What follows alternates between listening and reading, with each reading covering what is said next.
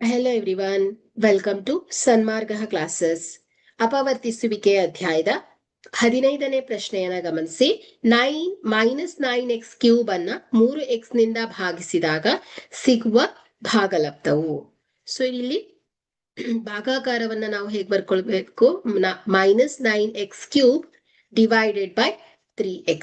So ಇಲ್ಲಿ ಆಯ್ಕೆಯನ್ನ ಗಮನಿಸಿದ್ರೆ A -3x, B 3x², ಆಯ್ಕೆ ಸಿ -3x², ಆಯ್ಕೆ ಡಿ 27x² ಇದೆ. ಸೊ ಈಗ -9x³ ಅನ್ನ ಅಪವರ್ತನಗಳು ಬರ್ಕೊಂಡಾಗ -3 × 3 3 9 ಗುಣಿಸು x × x × x divided by 3 × x.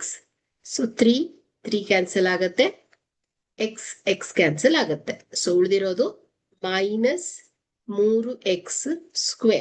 Okay, so ಹಾಗಾದ್ರೆ ಕೊಟ್ಟಿರುವಂತಹ ಆಯ್ಕೆಯನ್ನ ಗಮನಿಸಿದ್ರೆ ಸಿ ಸರಿಯಾದ ಆಯ್ಕೆ ಆಗುತ್ತೆ.